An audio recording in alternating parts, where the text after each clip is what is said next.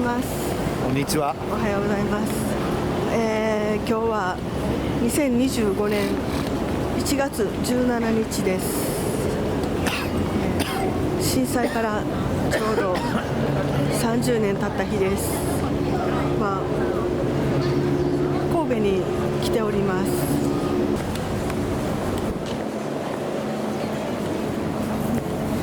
人多いな、やっぱ。こ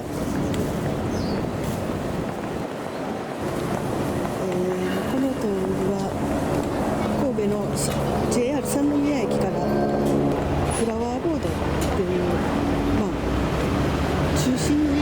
神戸の中心の道路です。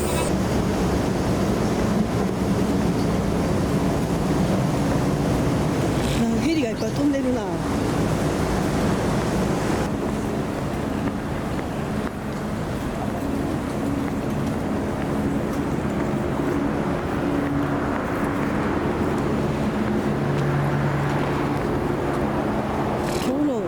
追悼式典には天皇陛下もご臨席されるらしいです。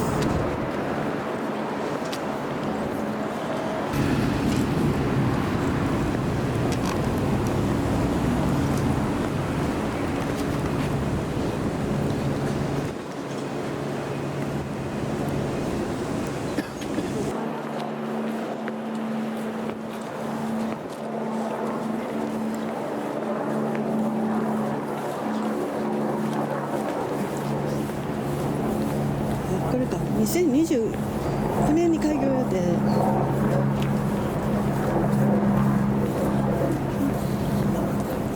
るほど。こうなるんだ。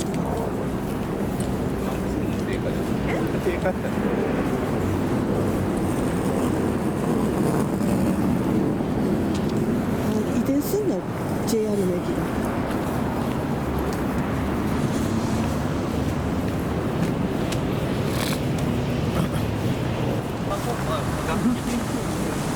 これが神戸市役所1号館。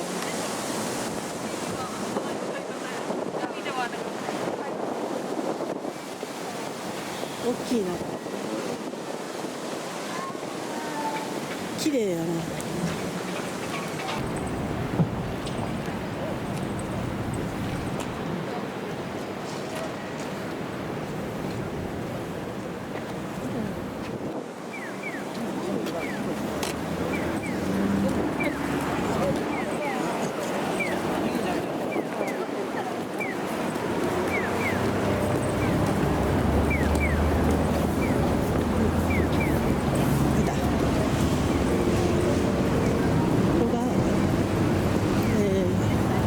東遊園地です。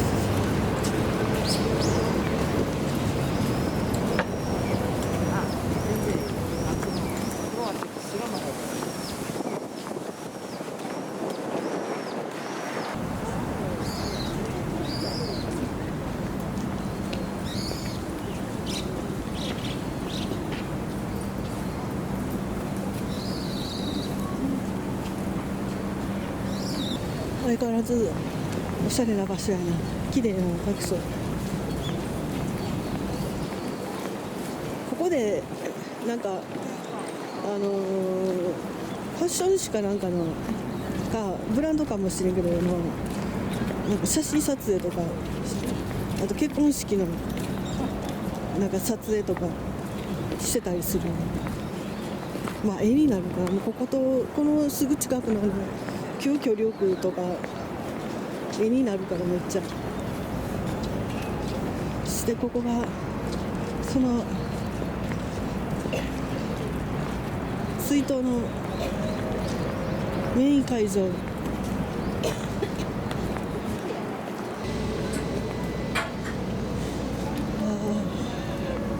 一回こ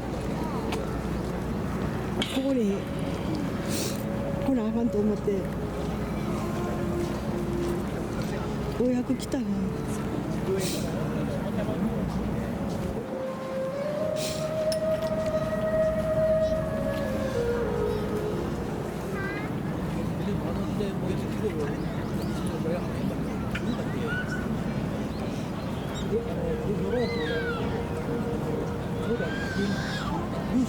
日本で3回にも50万円で、前回にしました時は100万円で、融資の権に関しては上限300万円出しますので。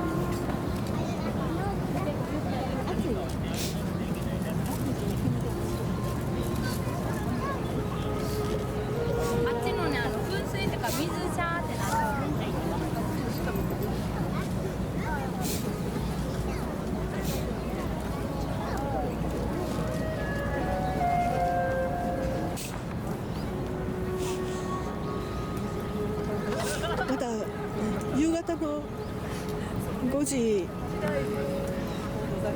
46分に再点灯されるらしいよ、このろうそくが。あっちだね。もうちょっとやっぱり地上からやったら分かれへん。こう 1.17 で、これがこっちが1で、ね、これが点で、これもう一回これが1で。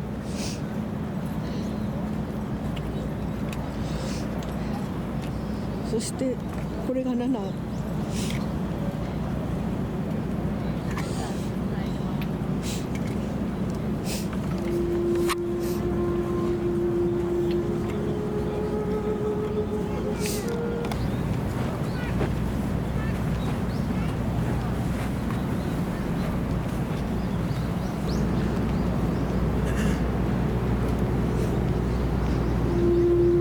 れで文字が寄り添うて。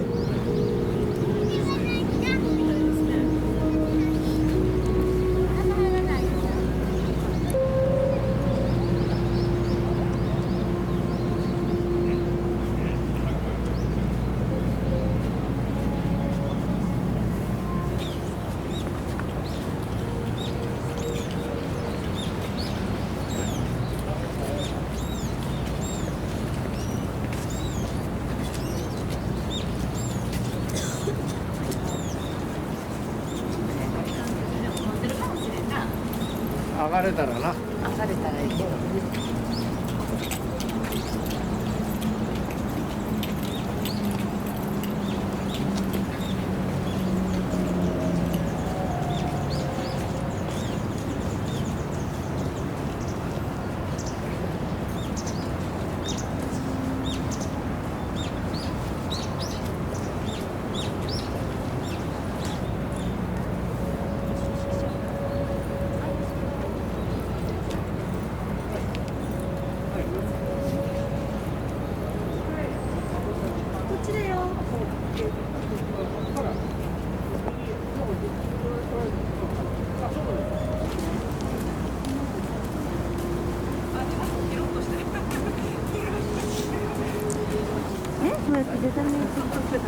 立憲民主共産党。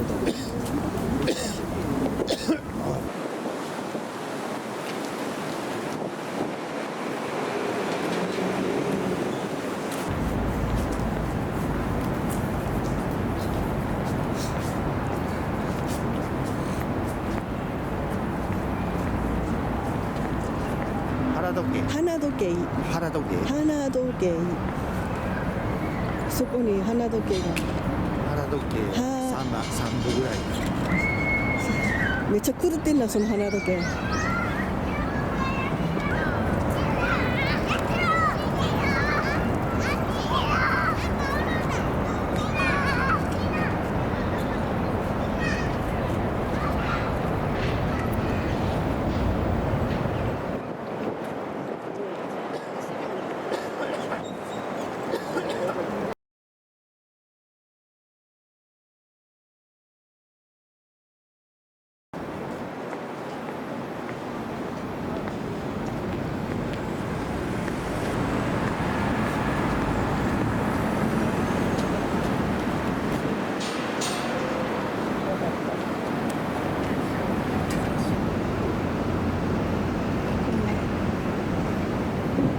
急遽ループ、そしてこれは市立博物館、これも確か昔の建物だったかな。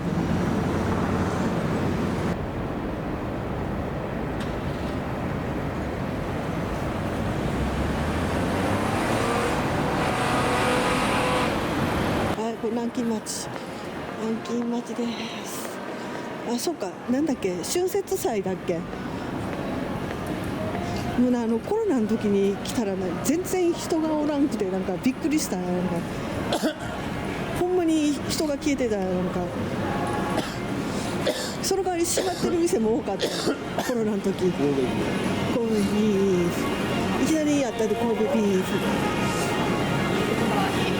あ、新入りがあるわ、ほら、寿司、神戸ビーフ寿司。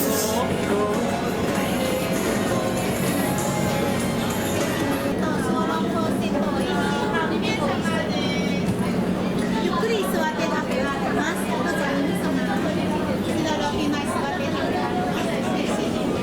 られます。肉まんいかない、肉まんね。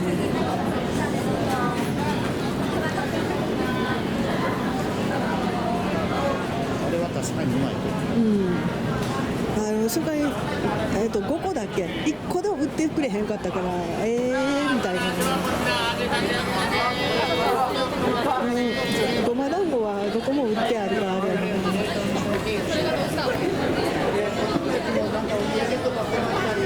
なんか修学旅行っぽい感じの。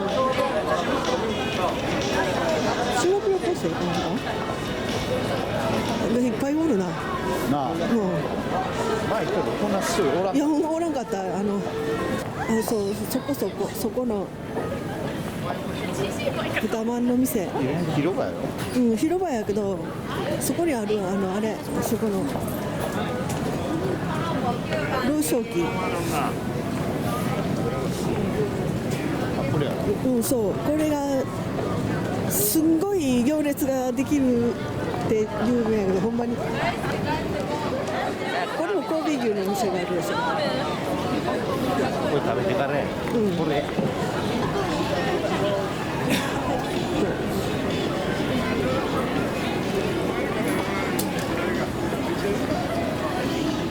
最後尾どこ？あ、ここ？あ、ここ？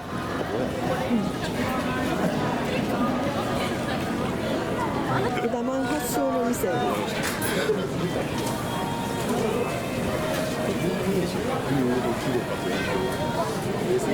老少大正4年創業の一番有名な店です。南京町で。これが老少期の豚まんです。今から食べます。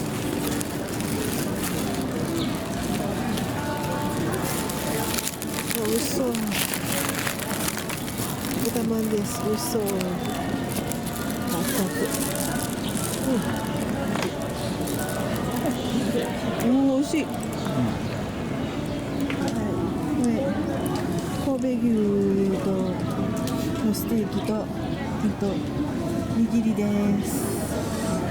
手でいこう。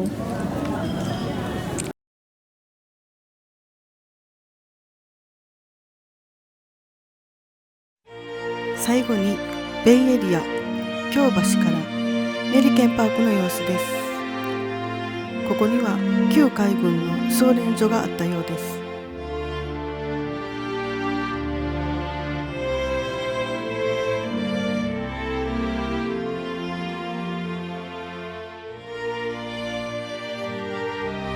神戸港は水深が急激に深くなる地形から天然の良港として日本を代表する国際貿易港の一つです。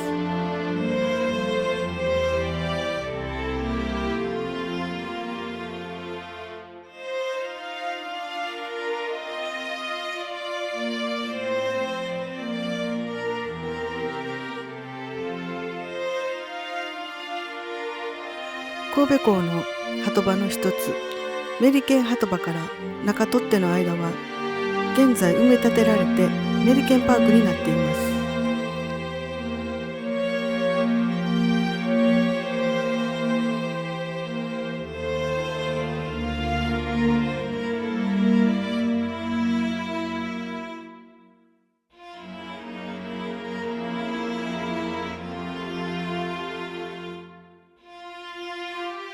メリケンパークにはポートタワーや神戸海洋博物館、ホテルなどがあり、とても神戸らしい風景の見える場所です。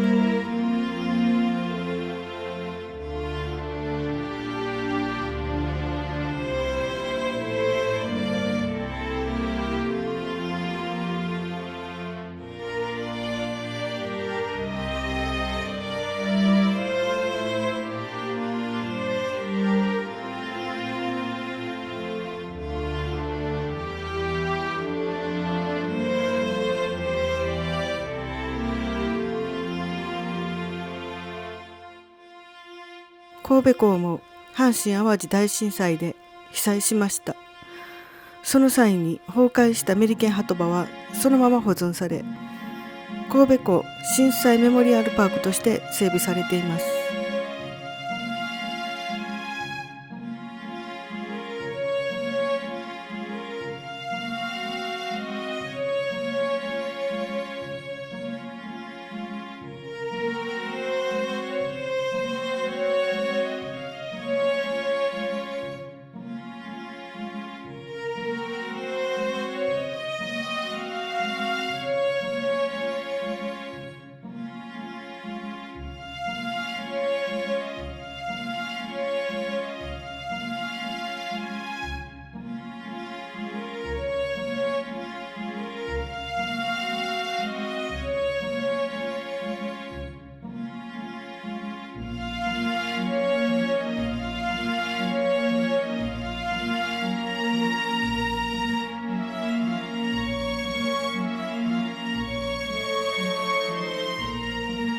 震災当時、携帯電話などなかったので、無事を確認するために何時間も電話をしたことを今でも鮮明に思い出します。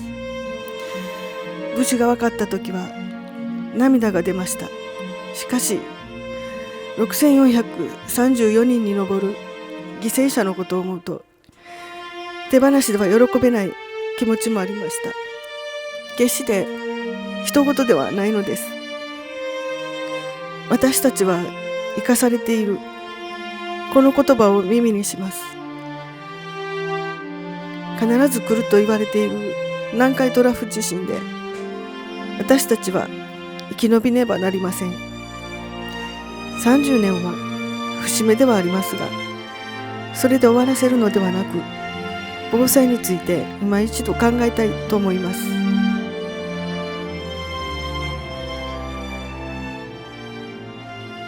ご視聴ありがとうございました。